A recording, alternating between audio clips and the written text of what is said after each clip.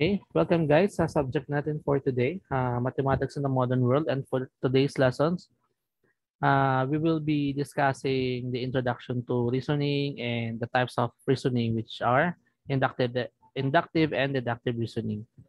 Okay, so may I remind lang to update your name so that later when I'm checking the attendance, I can group you accordingly sa section nyo. No? Kasi this session is composed of two sections.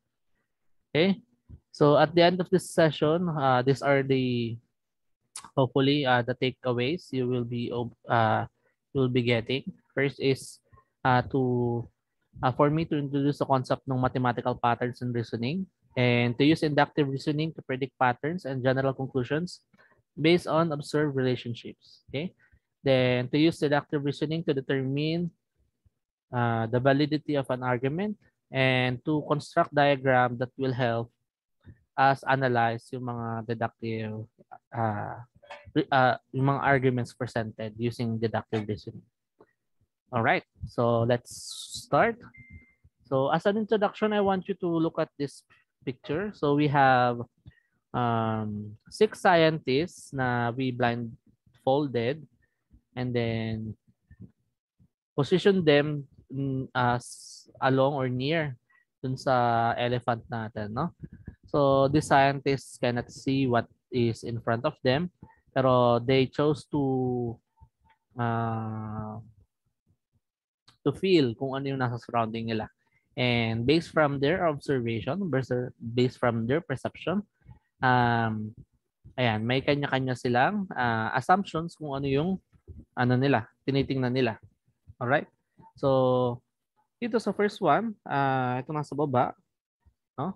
So, yung task nung elephant, hawak-hawak niya and siguro na feel niya na medyo pointy yung end or sharp na inassume niya it's a spear, no?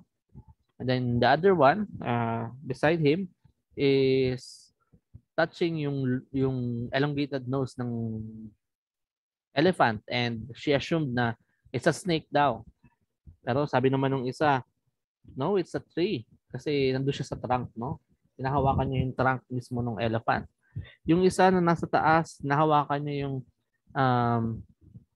ears ng elephant and siguro kasi manipis and naka-flap niya yung side na yon, he thought na it's a fan. And then yung isang scientist disagrees and says na it's a wall kasi siguro it's hard, it's rough, no? And then finally, yung last scientist is holding the tail and assuming that it's a rope, no? So, based from this picture, we can say na each scientist has different perception of what they are holding, no? So, paano natin relate yan sa topic natin ngayon? So, sa math, no? So, let's say si math is yung elephant, no? So, each one of us has different perception sa math, no? So, dahil na din sa different backgrounds natin, different approach ng mga naging professors natin from the past, mayroon tayong iba't ibang understanding or method na ina-apply natin sa math. Let's say, for example, when we see a multiplication sign sa isang number, nape-perceive agad natin na ay kailangan kunin natin yung product. Okay?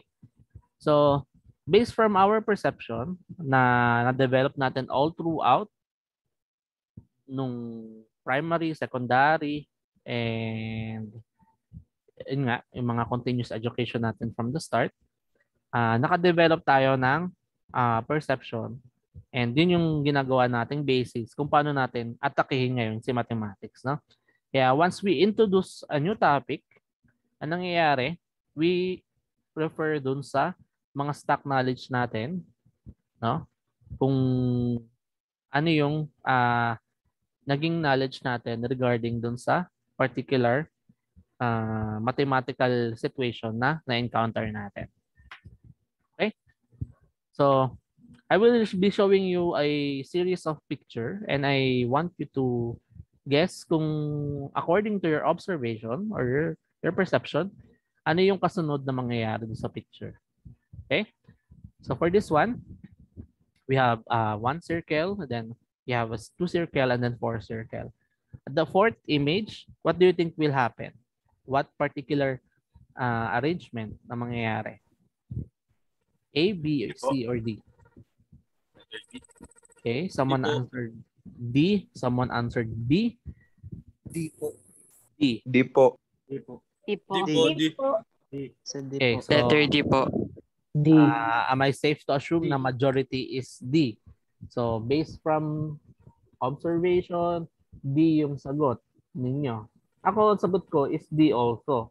Pero identify natin bakit mas marami sa atin ina-identify na D yung tamang sagot. Tingnan natin yung figure natin. So you have one circle here, two circles, and then four circles. Ano nangyayari every step? So from step 1 to step 2, sa second figure, nag-double yung number ng circle natin. Okay? And then dito, yung second repetition natin, nag-double ulit yung size niya. Naging from 2, naging 4 siya. So, eventually, kung i-predict natin to based from the first two observations natin, definitely dapat mag-double din yung size niya. Wherein, yung 4 natin, pag multiply natin by 2 or i-double natin, that will be 8 circles, which is logically correct para dun sa letter D natin. Okay? So, based dun sa observation natin. Again, for this figure, what do you think is the next or the missing diagram? A, B, C, D, or E?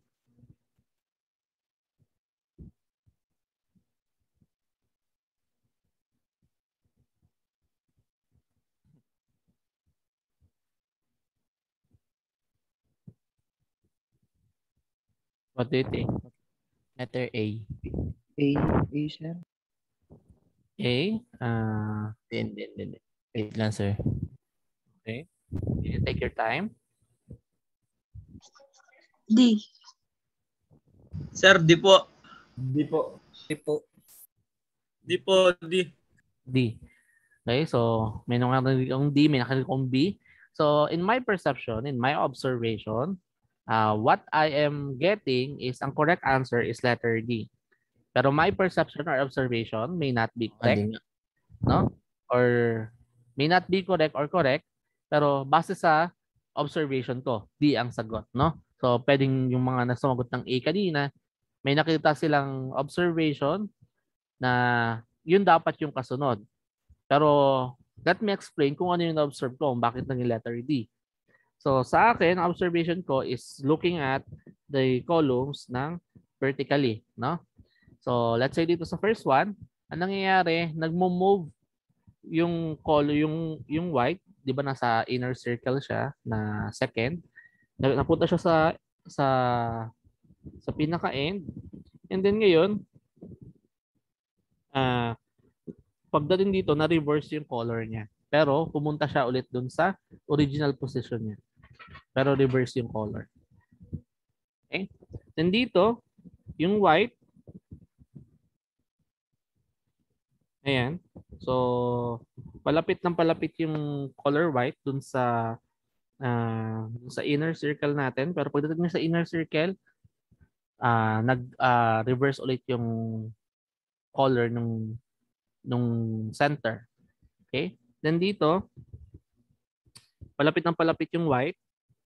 So, assumption ko will be lahat ng is magiging blue, then mag-reverse ulit ng sign yung plus na yung center niya. Kaya letter D yung akin. Okay? Pero some of you may have different perception about it. Merong dati sa kanina sa mga klase ko, meron silang B, merong E, no? So, basically, depending on how you have observed yung pattern, meron kang pwedeng ibigay na reason sa kanya. Okay? So, yun yung mahalagang point sa kanya. Okay? Next. What do you think will be the next figure? Letter B po. Okay, do you guys agree? Letter B. So, Opo. let's check, Letter no? B po. Okay, so let's check yung color natin ng first one. So, we have blue, green, Letter B. brown, and red. Sabihin natin brown yun, no? So, then bumaba si blue, bumaba din si green, and then si red tumaas, no? So, ito yon. And then pag bumaba ulit, same lang yung sequence niya. So, ibig sabihin, pag binababa natin ng isa, si blue, yung pinakababa. So, choice natin, si B at D na lang. Pero check natin yung nasa taas ni blue, which supposedly is red. So, sino ang red ang ano? So, ito yan. So, logically speaking, based doon sa pattern natin, si B yung pwede nating sabihing sagot dito sa given situation natin. Okay?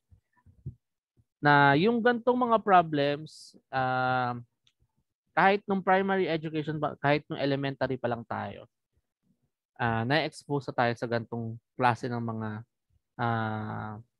mga scenarios, ng mga thinking. Dati nung mga elementary tayo, may drawing si teacher na ganyan, may flower daw na ganyan, tapos may flower na ganyan. Ano daw yung magiging kasunod na figure, no? Kaya pinapa-identify sa atin. At ngayon, nalaman natin na yung petals nadadagdagan isa-isa. So, pwedeng yung third figure natin na tinatanong will be a flower with 3 petals. Okay? So, by this way, ino-observe natin kung ano yung nakikita natin from previous patterns. And then, nagpe-predict tayo ng possible scenario or answer dun sa na kasunod na mangyayari dun sa figure natin. And that what is called yung pag ano natin na yon, pagkukuha natin ng sagot na ganon o generalization is called reasoning. Okay? So reasoning or mathematical reasoning involves drawing logical conclusion based on evidence or stated assumption. Okay? So based from, like for example kanina, based from our observation na nagdo-double yung number ng circle or from yung movement na lang ng color, no? So nakita natin sa last one, yung movement ng color and yung arrangement ng color, hindi siya nag-change lang siya ng position. Okay? So na-distinguish natin kung which from letter B and letter D yung tamang sagot. And then si mathematical reasoning is a critical skill that enables student to analyze a given hypothesis without any reference to a particular context or meaning. So, di ba, out of nowhere, basta pinakita ko sa inyo yung figure, pero kahit wala tayong context o wala tayong ibang pinag-uusapan, kundi bukod na tingnan lang natin yung figure, we are able to identify what would be the next step dun sa mga figures na yon, dun na gumagana yung mathematical reasoning ability natin, which is a critical skill pagdating sa engineering especially. Okay? So mathematical critical thinking and logical reasoning are important skills that are required to solve math reasoning questions. Especially kapag pumunta na tayo sa higher mathematics nyo, kung halimbawa pagdating sa physics, sa design, sa mechanics, no? May mga subjects kayo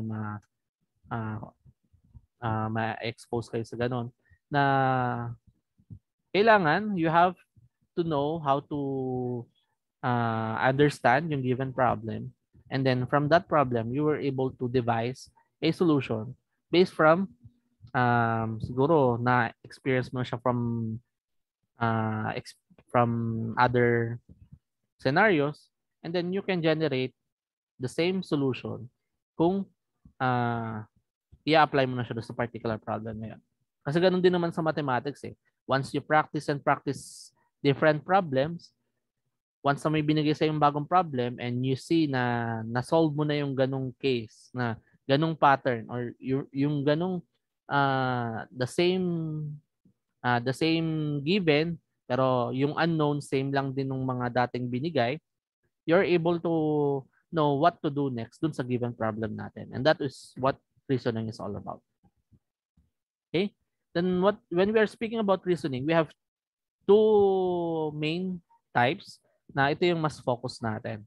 Although, pag nag-check kayo ng mga textbooks, they have other type of reasoning. May abductive, basta madami pa siyang klase ng reasoning. Pero when we are talking about our topic, we will be focusing ourselves with inductive reasoning and deductive reasoning.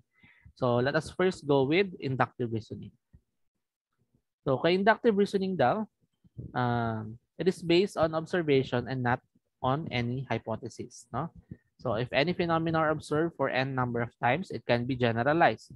Like for example, kanina, meron tayong 3 scenarios ng number of circles, and then based from our observation, we are able to generalize what would be the next figure that we will have when we continue the process. No?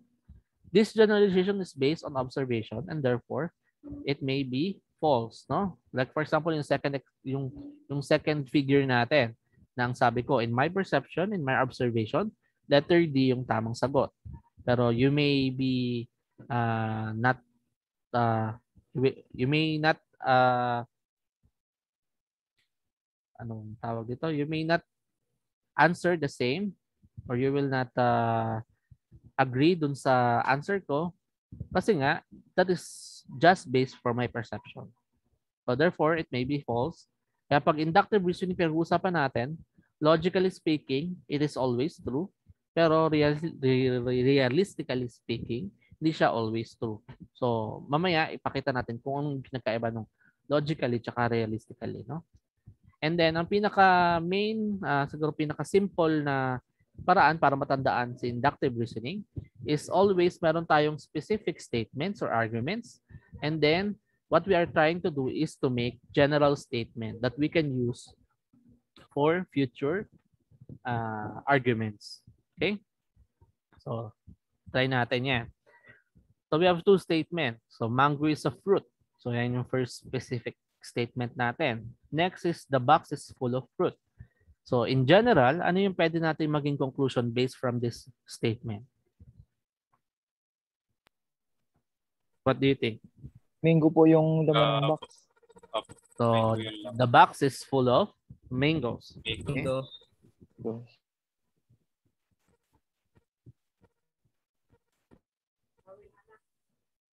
Okay, so, yan yung pwedeng conclusion natin. Correct, no? So, it is logically true kasi nagko-conform siya dun sa first 2 statement natin, no? Kasi sinabi natin na mango is a fruit and the box is full of fruit. Pero, realistically speaking, the box or a box is not necessarily mangoes lang ang laman niya, no? Pwedeng meron siyang kahalong isang apple, no? Can be combination of apples and oranges or a mixed fruit, no? So, logically speaking, it is true kasi based sa argument natin, sinasatisfy natin yung conclusion natin, pero realistically speaking, it is not always true. Okay? Kasi it can contain other types of fruit, not only mangoes. Another one. So, it has rained every day for the past 7 days. It is raining today as well. So, what would be our conclusion for the day tomorrow? Kung it has been raining ever since 7 days ago. Ano yung pwedeng conclusion natin? Na it will rain again tomorrow. No? So yun yung pwede nating conclusion na it will rain again tomorrow. So logically speaking, since for the past 7 days and today umuulan, may possibility o malaki ang possibility na it will rain tomorrow. Kasi nga tuloy-tuloy siya. Especially kung halimbawa yung case. What happened? Wala yung ano ko.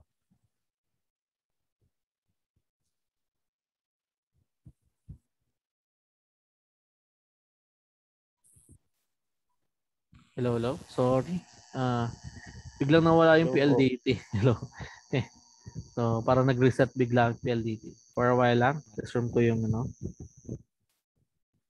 Saan ako naputol? Doon sa it will rain, no? It will rain again tomorrow. Ako, sir. Bruno Mars. Bruno Mars. Okay.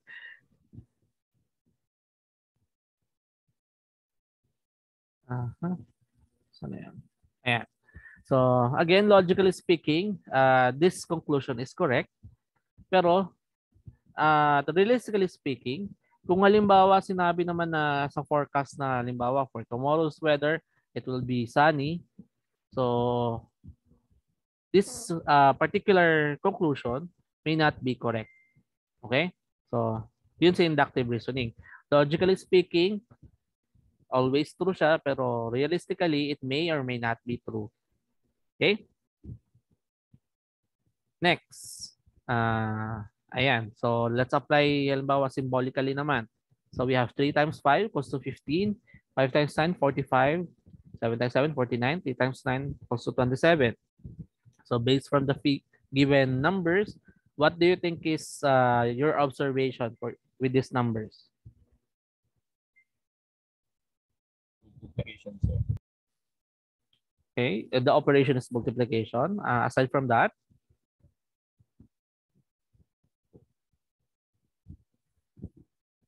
so what type of numbers are 3, 5, 7, and Odd numbers. Add numbers. The numbers are multiplied by odd Odd numbers. numbers po. Okay. At numbers din po yung sagot. Yeah. So, yan. Yeah. Ano Odd na. numbers. Although nag-mix-mix yung reaction, pero ayun, nakuha yung pinaka main thought na we are multiplying two odd numbers and then the product of these numbers are also an odd number. So, lagay natin yon as conclusion based from our observation. No? So, the product of two odd numbers is also an odd number. Okay. So, based yan dun sa observation natin ngayon. Right? So, what we need to do is to test kung lagi bang, ano yan, kung lagi bang true yan sa given odd number, no? Just to verify lang if our given statement or given conclusion for the given given figures or given numbers are correct. So let's say 103 times 49. So let me use my calculator. It's 49. So this is 5,047. So halimbawa is 57 times 63. Okay, so our answer is 3591. So another one. So let's try 217 times 513. So any random numbers na add, no? Times 513. So we have 111321. So based from my 3 additional tests, no? Or any random 2 odd numbers, pag minultiply siya, our answer is also odd number. So kung ibe-base natin dito, I would say na yung given conclusion natin is therefore valid siya, no? For any 2 odd numbers, no? Once we multiply them, the product is also an odd number. Okay? Next. So we have a set of sequences. What would be the next term? So for the first one, 6, 17, 28, and 39, what would be the next one? 50 po. Okay, so 50. So how come naging 50? Ang pattern natin is 11. add tayo na 11 term, no? Okay? So pag nag-add tayo ng 11, 50 yung sagot. So correct ang 11. The next one, we have 27 po. 27 kasi plus 4 tayo. 4. Okay? Minus 4 naman sa sunod. Next is 14 po. 14. 14. Yes, minus 4 tayo. Okay? 4, 7, 11. Okay? Sa 2, 4, 7, 11. 16 po. 16. 16. 16 dahil 2 and 4 is 2. Padagdag ng 7 is 3. Padagdag 7 lang po ng padagdag. Okay, 4. So, makita natin nag-i-increase yung number na ina-add each time na proceed tayo sa term. So, the next term will be plus 5 kaya naging 16. So, next. Yung last natin. 37 po. Okay. 37 po. Kasi we have 7 po. 37, sir. 5, we have 6, and 7, and plus 8. So, 37. Okay? So, basically, ginagamit na pala natin talaga yung pag-ano ng pattern, no? Para ma-identify yung next number. Especially dito pag sa math na. So, sabihin, ginagamit na natin sa inductive reasoning talaga. So, this means na si inductive reasoning is logically true depending sa observation natin, but may or may not be realistically true. Ito yung sasabi ko. Okay? And to prove if a conclusion or tatawag natin conjecture is true, we use mathematical induction to prove it. And we have 3 steps to do that. We have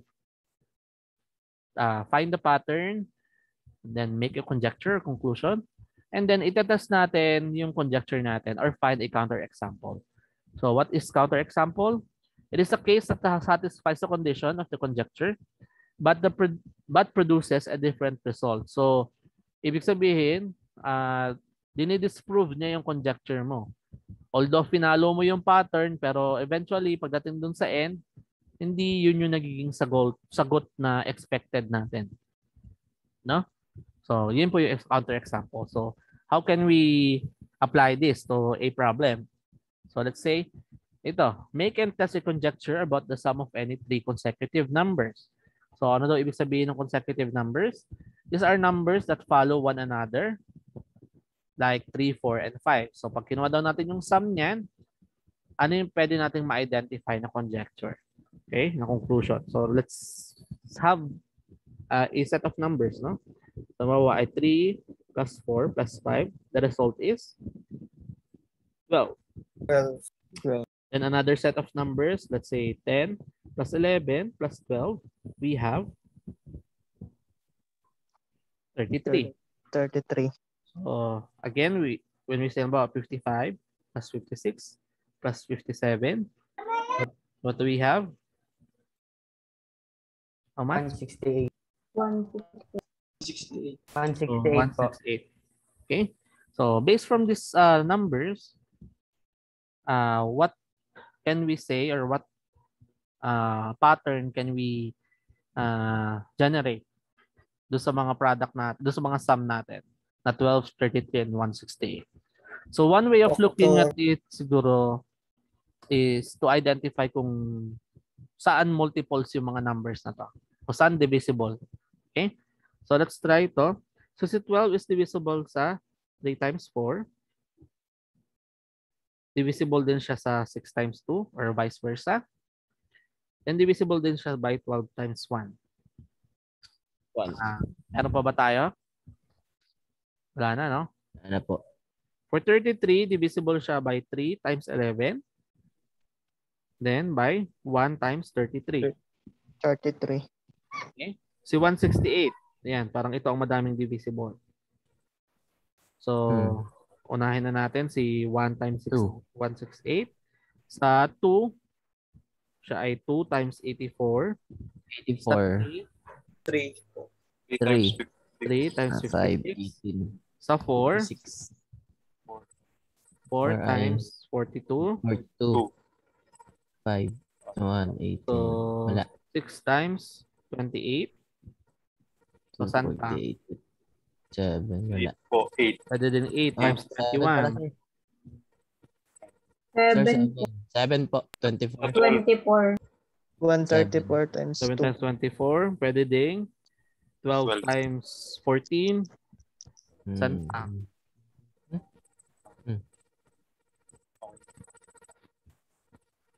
Ano po? Times 9.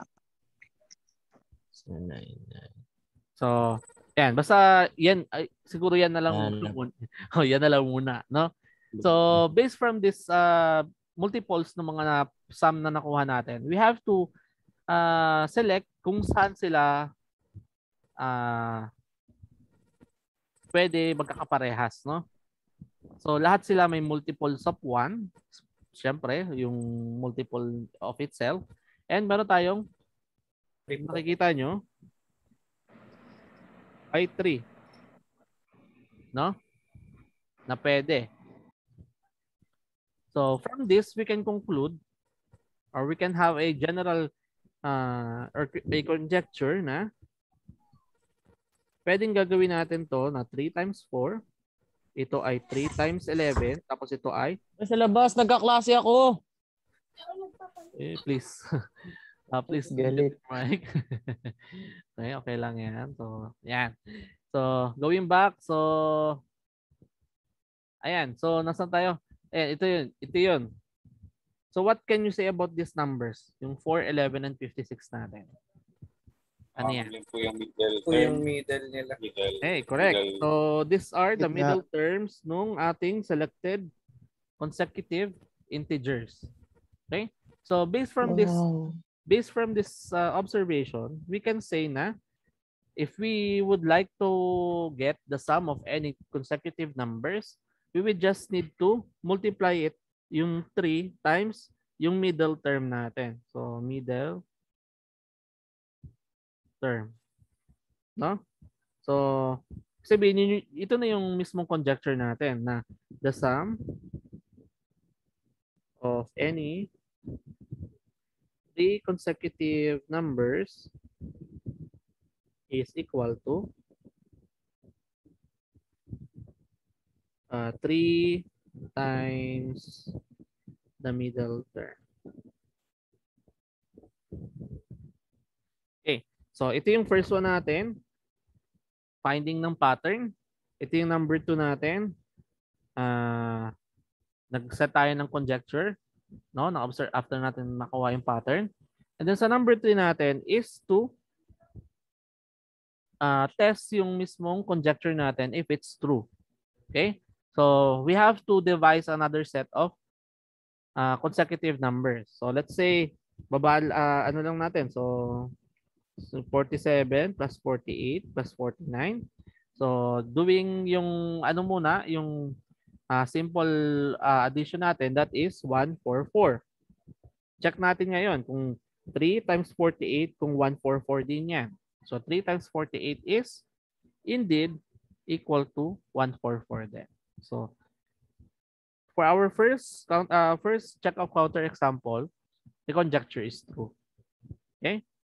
And then, try natin ang another one. So, ano bang pwede? So, lakayan natin ba 1045, 1046 plus 1047.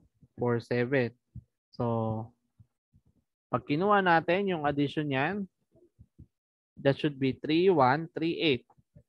So, ang shortcut daw niya, 3 times 1046. Then 3 times 1046 or 1046 is indeed equals to 3,138. So based from our 2 counter example or based from our 2 additional example, we were able to check na yung ating conjecture is indeed valid siya. Okay? So, ibig sabihin, pwede na siya maging ano natin, formula na, no? Na basta magpasum sa inyo ng kahit anong number na magkakasunod, basta 3, i-multiply nyo lang yung gitna by 3. Yun yung sagot niya. Okay? Hindi na po mapapalitan. Yes, hindi na papalitan. So kahit anong number yan, no? So ibig sabihin, based from that, we are able to arrive with a general kumbaga generalize na natin na kahit anong number nang gamitin mo, basta kunin mo yung middle term times mo ng 3, yun yung sum ng numbers na yan. Okay? Again, from specific to general. Kaya naging ito yung pinaka natin, no? 3 times yung middle term. Yun yung pinaka general formula natin. Alright? Okay, another one. So may given conjecture, pinapa-identify kung true or false. So yung conjecture natin, the sum of 2 numbers is always greater than the larger number.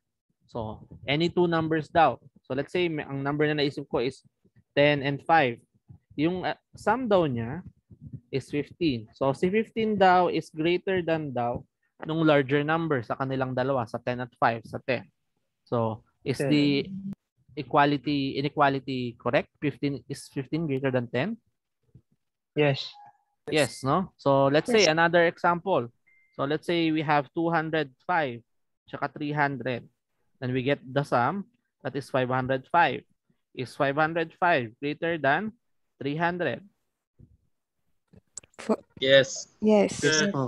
Okay. So is the conjecture true? Yes. Yes. Opo. True po. Paano True po. negative? Paano po pag negative? Okay. Yun. So may mga concern yung iba. What if negative siya? So let's try. Negative 2 plus 10. No? Is equals to 8. So is 8 greater than 10? No. No. Di po. So ibig sabihin, counter example na agad to. Na yung conjecture na binanggit natin is not applicable to any numbers. Okay?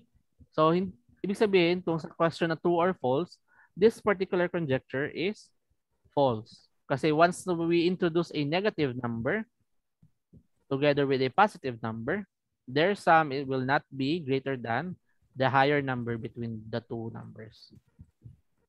Okay? So, to make the conjecture true, ano dapat yung nakalagay doon sa statement? The sum of dapat two positive numbers. No? Ngayon, pag may nakalagay na positive, yan, true yan ngayon. So, laging mas malaki yung sum dun sa larger number sa dalawa. Of course, kasi yung sum is combination ng two numbers and you're comparing it with the larger number between the two numbers. Kaya, laging true yan kapag may positive number na word. Pero if you are given the chance to select any number, may it be negative or positive, this particular conjecture will not be true. Okay? So, invalid yung conjecture natin, ibig sabihin, or false. Okay? So, again, yung ginawa natin, kumuha tayo ng pattern, check natin yung conjecture, then, tinest yung pattern for validity or nag-set tayo ng counter example. Okay? And then, since numbers na yung pinag-usapan natin, we try to apply this this particular concept sa set of consecutive positive integers, no? So one interesting and familiar application daw is again by using yung consecutive numbers natin. So pag sinabing consecutive numbers, numbers in their counting order. Let's say 4, 5, 6, 7, 8, 9. And then numbers natin are divided into even and odd numbers. And ano yung common kapag even numbers? Ano yung pwede natin masabi na common sa kanya? Divisible by 2. Okay, correct. Divisible po So sa 2. all even numbers are divisible by 2. Okay? And then lahat ng numbers na not included sa even numbers are called odd integers, no? So, let's try to analyze some illustrations with regards to mga consecutive numbers natin. So, let's say yung first one. So, if the sum of the first consecutive positive integers from 1 to 5 is 5 times 6 over 2, and the sum from 1 through 6 is 6 times 7 over 2, then what is the sum of the first consecutive positive integers from 1 through 7? Okay, so let's try to rewrite. Okay, so 1 to 5. So 1 plus 2 plus 3 plus 4 plus 5. Yung sagot daw niya is 5 times 6 over 2. Yung next na given is 1 through 6. So 1 plus 2 plus 3 plus 4 plus 5 plus 6 is equals to 6 times 7 over 2. So for our unknown, 1 plus 2 plus 3 plus 4 plus 5 plus 6 and plus 7, what would be our answer based from our first two observations? Ano dapat siya? 7 7 times 8 over 2. Okay, so 7 times 8 over 2. So parang inano lang natin is ina-identify natin yung pinaka-last number and then minumultiply natin ng next number or yung plus 1 lang do sa last number, then divide natin by 2. So let's check first kung totoo ba to sa scenario na to. So yung sa first one, 1 plus 2 plus 3 plus 4 plus 5 is 15. 15. Okay. So 5 times 6 is 30 over 2. So this one is indeed 15. So yung first specific example natin is true. Okay. Next, we have 15 plus 6 is 21. 6 times 7 is 42 divided by 2 is 21. 21. So our second example is also true. So once we continue that with our third example, based from our observation, so 21 plus 7 is 28. So 7 times 8 is 56 over 2. So this is indeed 28. So meaning, anong pinaka-conjecture natin? Magkasunod po yung ano. Tawag dito. Of the consecutive positive integers. Okay, so pwedeng yung last number natin or any last number about 1 through any number. So let's say n yung tawag natin doon sa number, no? N. Tapos multiply natin siya by doon sa kasunod yung number. So ibig sabihin, n plus 1 is equals to 2. So ang ano niyan is the sum of first Product of consecutive positive integer from 1 through n or any number, no, is equal to n times n plus 1 all over 2. So let's check. So halimbawa, ang pinapanap sa atin is sum ng 1 through 20, no? So manually speaking, so pagka-add natin sa calcu 1 plus 2 plus 3, wait lang, 8, 9, 10, 11, 12, 13, 14, 15, 16, 17, 18, 19, and 20. The answer kapag kinalcu na manual na add siya is 210. Then when we try to adapt yung na-observe natin na equation o na number, no? So ang last number natin, ang nth number natin is 20. So this will be 20 times 21 all over 2. So that will be 420 over 2 or 210, which is true na dito sa ating example. Okay, so baka mamaya napatsempo lang na ano, no, tumama siya. Paano kung ibang number? Halimbawa 1 through 500, 3. Halimbawa, no? 503. Okay? So simulan niyo nang i-add. Basta ako 503 times 504 over 2. Yan yung magiging sum niya. So if you want to check it. Pero I would say ang sum niya is yan. Okay. 126756. So even without manually adding each and every number sa calcu, you were able to get yung sum niya just by generalizing yung na-observe nyong pattern dun sa first two numbers natin. Na yun yung ilan sa powerful application ng inductive reasoning na we were able to generalize or to have a general equation. Ngayon, kapag binigyan ka ngayon ng ganyang problem, mula sa 1, tapos addition hanggang halimbawa, let's say, mapa 2 million pa yan, 1 to 2 million, ano yung addition ng lahat ng number?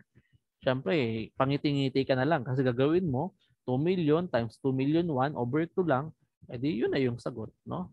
Yung ibang hindi alam yung formula o hindi na naintindihan yung kapangyarihan ng pag-identify ng pattern na na-observe natin, hanggang ngayon, nagpa-plus pa din sila hanggang 2 million. Hindi pa sila nakakapindot hanggang 100, no?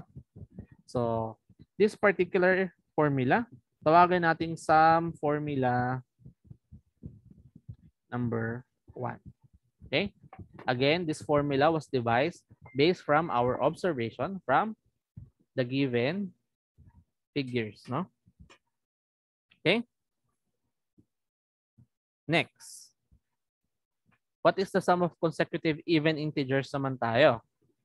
So, consecutive even integers. So, bawa hanggang 8, 2 plus 4 plus 2 6 plus plus 8. 4 plus 6 plus.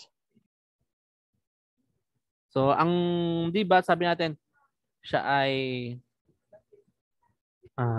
ano muna yung sum nito? So, this is 20. Tama ba? Opo. Okay. So, 20 siya yung sum. Pero, di ba sabi natin kanina, si even numbers is divisible by 2. No? So, pwede natin factor out yung 2. Then, 1 plus 2 plus 3 plus 4. Okay? And what can we observe dito sa loob? Ano to? Kaya po ng equation. 10 po yung sagot niya. Tapos pag minultiply siya to, 20 pa din po yung sagot. Yes, Ayun pero po yung matatas. may Sunod-sunod may narinig ako na ito Yan po siya, yung no? kanina natin. Ito yung kanina. Sum of first consecutive integer. So, ibig sabihin, itong nasa loob nung portion na to, pwede natin sabihin na siya ay si n plus 1 over 2. Na si n dito is yung equal to 4. Okay? So ito pwede natin i-represent ngayon na n plus 1 over 2 na si n ay equal sa 4. Di ba? Kapag sinubstitute ko yan, 2 times n plus 1 all over 2. So, mangyayari, we can cancel out yung 2. And then, yung mga katitirang equation natin is n times n plus 1. Wherein yung n natin is 4. So, 4 times 5 o 4 plus 1. So, that is equals to 20. Which is the same nito. Okay. Dito, hindi siya masyado na-appreciate kasi ang dali lang naman ipag-plus but ang dami pang ginawa. Ano? Ay kung halimbawa sabihin natin 2 to 200, get the sum. Okay? So let's try another one. So yung first example natin, second example natin, medyo dalian lang natin. So sabihin natin hanggang 14 lang. So 2 plus 4 plus 6 plus 8 plus 10 plus 12 and plus 14. Ano yung equivalent niyan kapag i-add natin? So we have 20, 30, 42, and then 56. Tama ba? Okay. So 56 dapat yung sagot. Pero kung i-apply natin yung in-apply natin dito, no? Na ito yung magiging sagot natin, ito yung magiging observation natin na n times n plus 1. So equals yan sa n natin o last number natin is ano? So ito magiging 2, 1 plus 2 plus 3 plus 4 plus 5 and plus 6 and plus 7. Di ba? Pinactor out natin yung 2. Then yung n natin will be yung 7. So n natin is 7. So 7 times 7 plus 1 is equals to 7 times 8 or equals sa 56. Alright? Pero pwede rin po yung number of yung integers na lang po yung n. Po Yes. Kasi inaano din naman natin. Pina-factor out din natin yung 2. So yes, you may. You may use yung kung ilan yung number of integers. So let's say 2 to 200, ilan yung number ng integer? 200 po. Hindi. 199. 198 lang po. 199 lang ba? O 200? 100 po. 100, no? 100. 100. So kung halimbawa 2 to 200, so ang n natin, yung last number divide nyo lang ng 2. Okay? So 100. So yung sum niya will be 100 times 101. So that will be our summation for all even integers between 2 and 200. Okay? So, itong particular formula na to, tawagin natin sum formula number 2. Okay? Ibig sabihin, kahit anong even integer starting from 2, pag pinakuha yung sum, yan lang yung gagamitin natin ng formula. Right? Okay, last para sa consecutive, may naman sum of consecutive positive odd integers. Okay? So, halimbawa 1 plus 3 is 4. 1 plus 1 plus 3 plus 5 is 9. 1 plus 3 plus 5 plus 7 is equals to 16. So, what can you observe dun sa sum natin?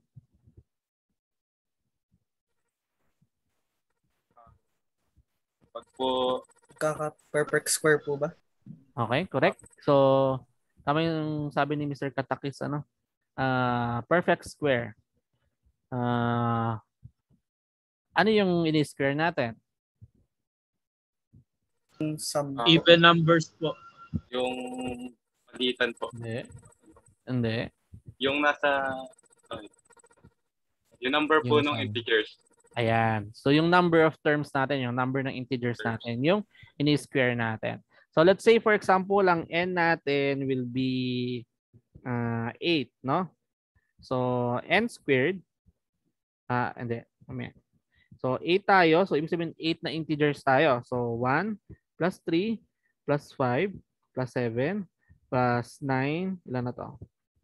Plus 11 plus 13, 1, 2, 3, 4, 5, 6, 7. Ayan. So, pag pinag-add natin yan, tingnan nga natin, baka hindi.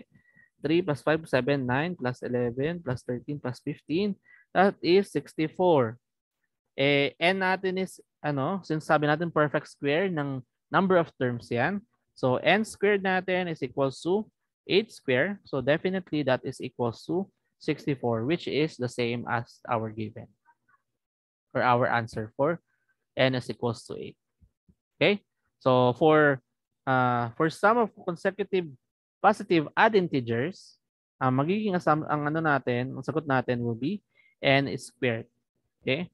So, ibig sabihin, number of terms.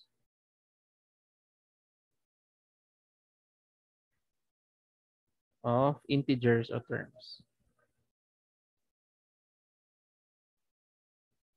Okay?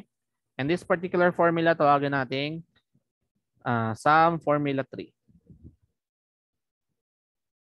So, ngayon, na-discuss natin yung tatlong yon. Hindi na kayo basta-basta magpapaloko na i-add pa isa-isa, yung mga numbers natin depending sa given situation. So, although hindi nyo ma-memorize sa limbawa yung mga given sum formulas, you can always look at dun sa mga patterns and just generate kung ano yung nakita ninyong observation sa kanya. Alright? So, yun yung para kay inductive reasoning. Now, we will now go to sa deductive reasoning natin. Okay? And sa deductive reasoning, ano lang siya, exact opposite lang siya ng inductive reasoning. Meaning, kung si inductive reasoning is from specific to general, si deductive is from general to specific. Okay? And also, kapag kay deductive ang pinag-uusapan natin, yung logic natin is always true and also dapat realistically true siya. Okay? So, paano yan? So, halimbawa to, all mangoes are fruit and ito, mali ito ha.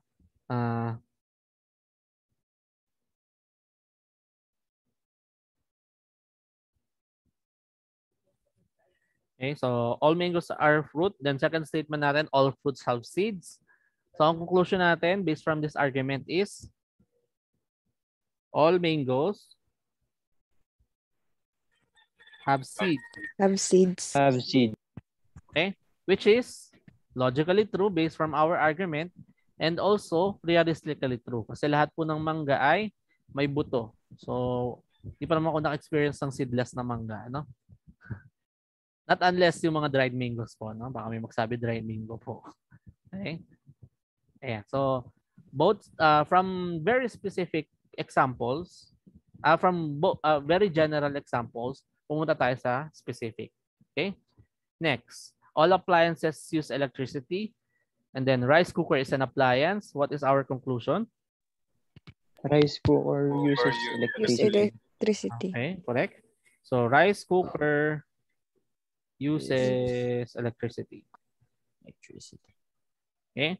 So based from our arguments, logically true yung conclusion natin and also realistically true kasi to be able to use a rice cooker, you have to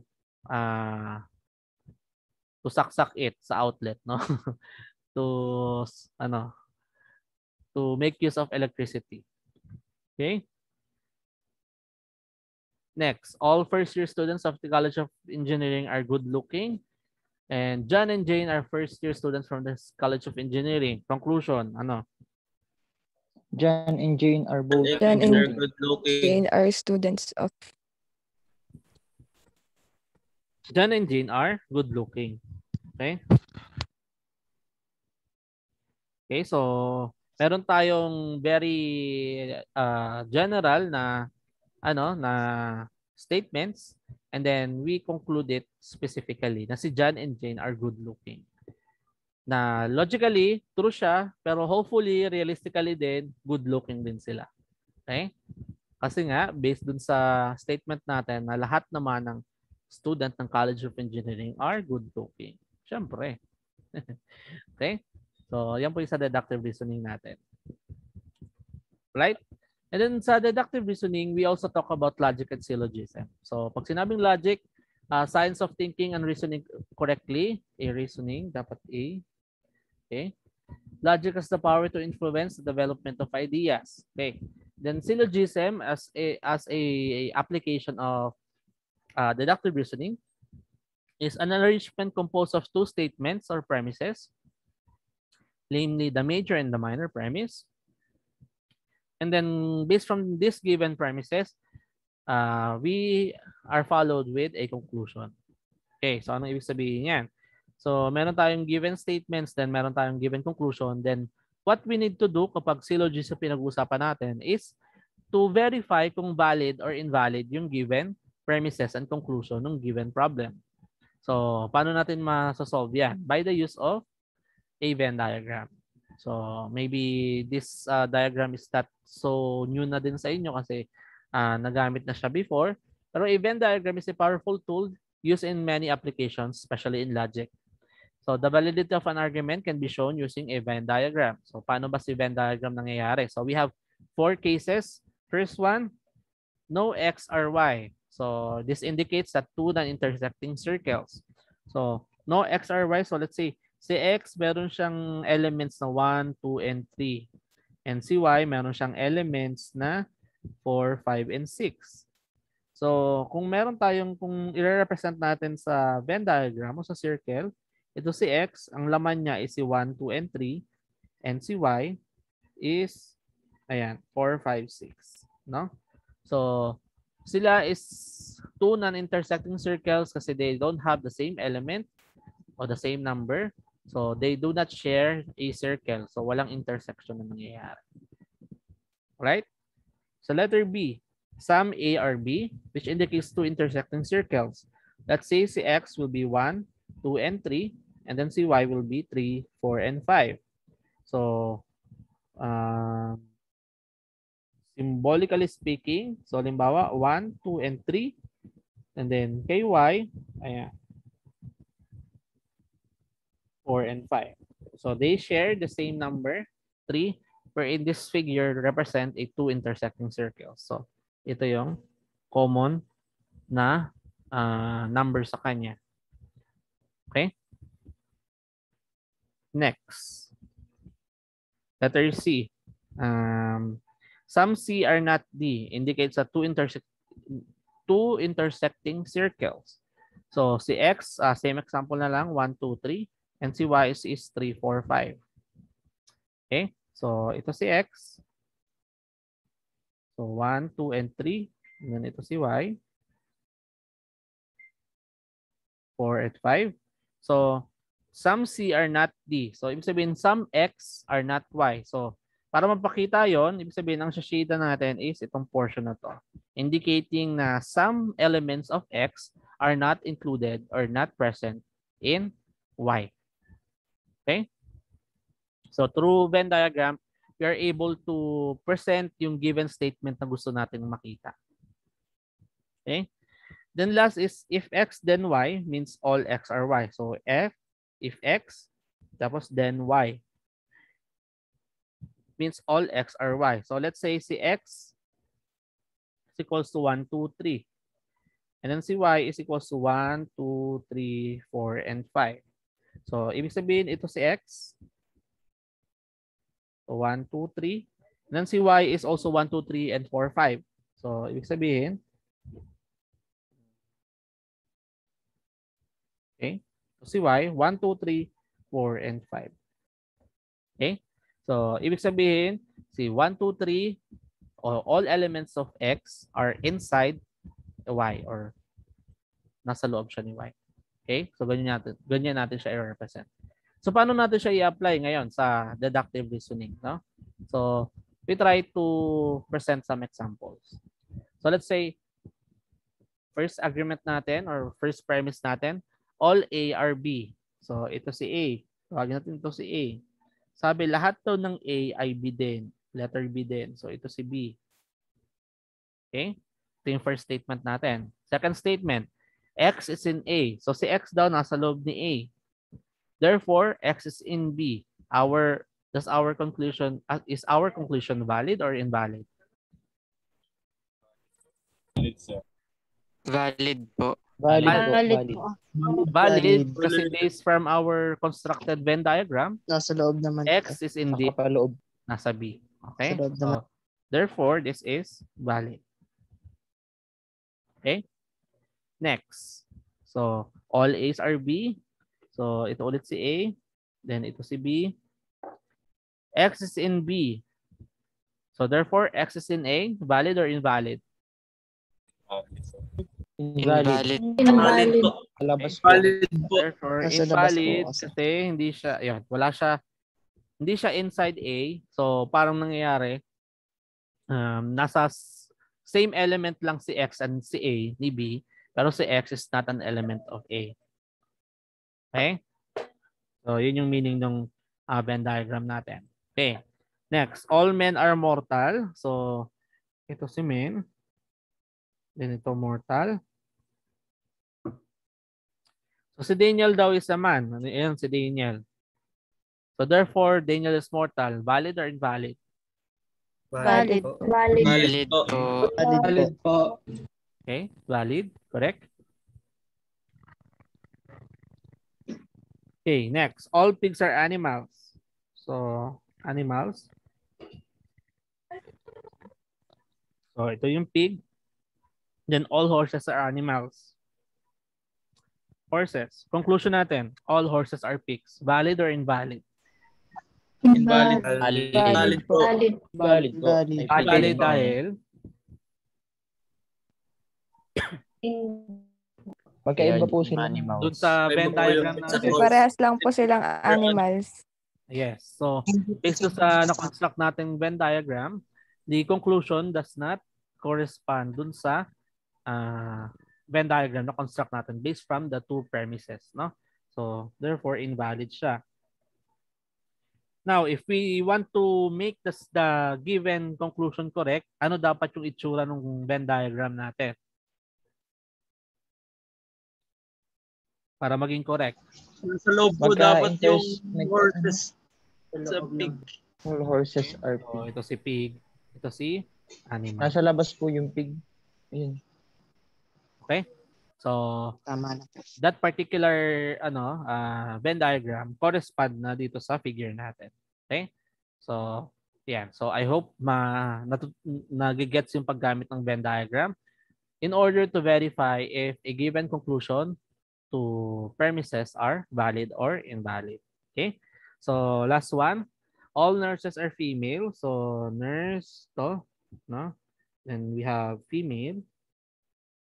Next premise natin, my brother is a nurse. So si brother is a nurse. So yung conclusion natin, my brother is a female. Valid or invalid? Valid. Valid. Invalid po. Valid. Valid po diyan sa Totoo. sitwasyong yan. Okay. So Valid po. kung ibe-base natin sa premise natin, this particular Pero di po conclusion logic. is valid, no? Pero realistically speaking, this is Hindi not po. true, no?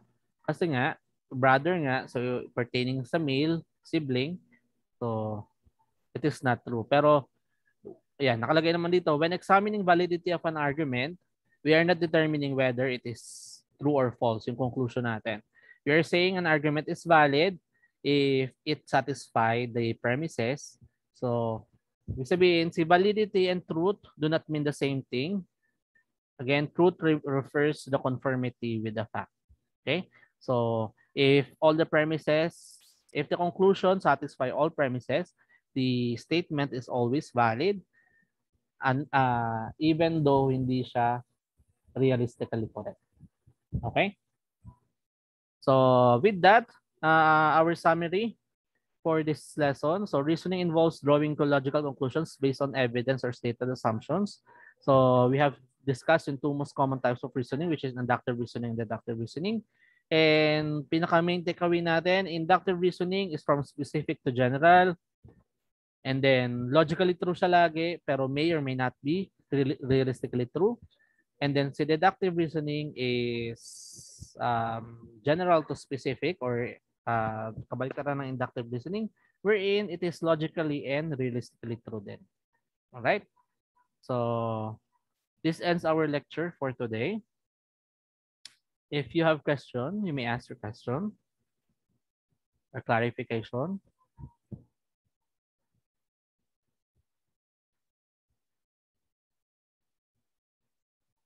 Wala na. So, I guess doon naitawid naman ng maayos yung lesson. Tama ba? Is it safe to assume? Naitawid naman. Okay? So, alright. So, if you don't have any more question, this ends our lecture for today. See you guys again next meeting. But before we